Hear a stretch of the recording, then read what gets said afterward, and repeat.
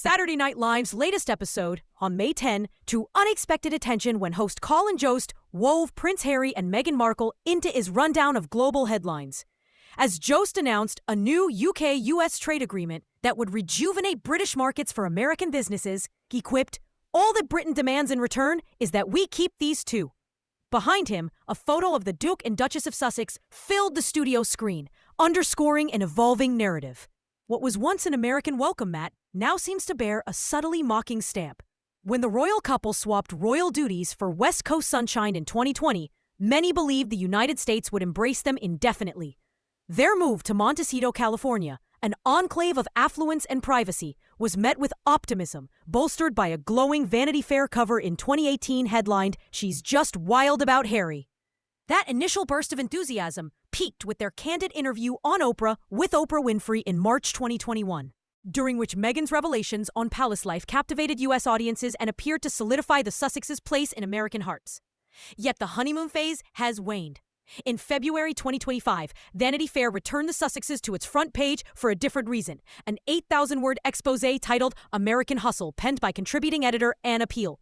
Relying on interviews with dozens of sources, the piece painted a starkly different portrait. Descriptions of the couple as the most entitled, disingenuous people on the planet contrasted sharply with earlier adulation. Multiple staff members recounted episodes in which Meghan shifted from warmth to coldness when tasks faltered, and one insider remarked that mishaps often stemmed from Meghan and Harry's own demands. Amid the criticism, however, sources insisted the pair's personal bond remained rock solid, with their love described as authentic and steadfast. Critical scrutiny intensified in May when Harry faced another setback. His challenge to the Home Office's decision on his security arrangements was dismissed by the Court of Appeal on May 2nd. The ruling, which denied him state-funded protection during visits to the United Kingdom, prompted Harry to denounce it as a good old-fashioned establishment stitch-up.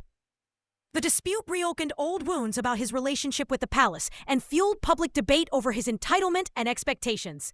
Shortly after the verdict, Harry granted a pointed interview to the BBC in which he lamented that King Charles, battling cancer, won't speak to me and suggested he doesn't know how much longer he has left. The revelation of this familial fracture added emotional complexity to the ongoing legal fight and underscored the depth of the rift between the Sussexes and the Crown.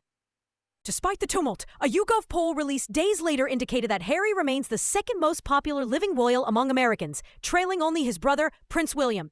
The survey, however, also highlighted a disparity. While William, Harry, Princess Catherine, and King Charles enjoyed favorable ratings, Meghan's approval stood at 41% positive and 25% negative, marking her as the only American on the list and suggesting a more polarized public view. Amid these controversies, the couple sought respite at the fifth night of Beyoncé's Cowboy Carter tour on May 9th in Los Angeles.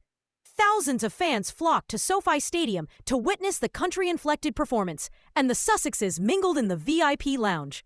Meghan shared a series of snapshots on Instagram, her cowboy hat cocked just so, accompanied by friends, and her husband planting a kiss on her cheek, captioning the evening, "About last night. Thank you, Beyoncé and team, for an amazing concert and a very fun date night. All love."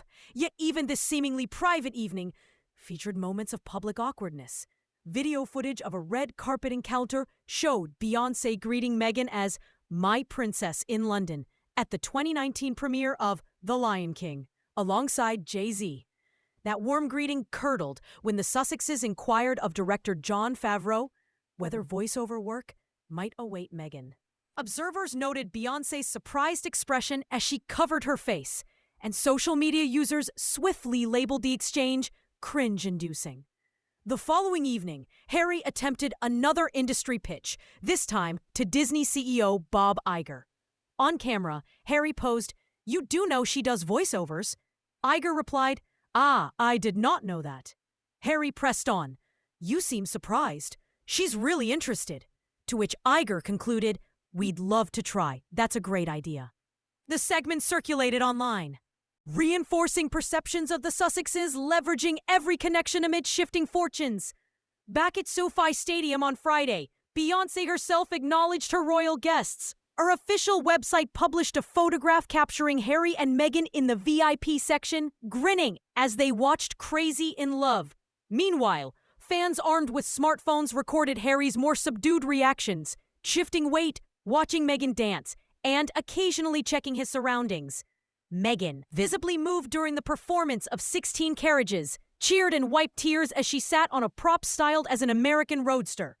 Their attire that night was emblematic. Meghan in a form-fitting denim dress, Harry sporting a dark green cowboy hat embroidered with My Love, Lily and Archie, flanked by US and UK flags.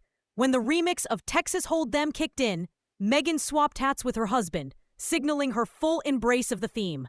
This was not the Sussexes' first rodeo with Beyoncé. In 2023, they attended the Renaissance World Tour at the same venue to mark Meghan's mother, Doria Ragland's 67th birthday.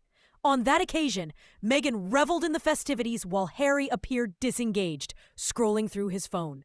Their contrasting demeanors offered an early glimpse of the dynamics now under public microscope. Beyoncé's bond with Meghan dates further back to 2019, when she accepted a Brit Award before a portrait depicting Meghan as a royal Mona Lisa. In a statement honoring Black History Month, Beyoncé wrote, "We bow down to one of our melanated Monas. Congrats on your pregnancy. We wish you so much joy." Following the Oprah revelations, Beyoncé again voiced support on her website. "Thank you, Meghan, for your courage and leadership. We are all strengthened and inspired by you." Those messages resurfaced in the Netflix documentary Harry and Meghan, where Meghan recounted receiving a text from Beyoncé. "Beyoncé just texted, just checking in. I still can't believe she knows who I am." The Duchess described feeling protected and affirmed by the star's admiration and belief in her role to break generational curses that need to be healed. As the Sussexes navigate this complex tableau of late-night satire, investigative exposés, courtroom defeats, and headline-grabbing concert nights, the question emerges. Can they maintain their public standing amid evolving American attitudes? Their journey from royal escapades to entertainment world forays underscores a broader narrative, one of reinvention and resilience under relentless scrutiny. Whether the Duke and Duchess of Sussex can recalibrate public perception remains to be seen, but their next moves will be watched with equal parts anticipation and skepticism.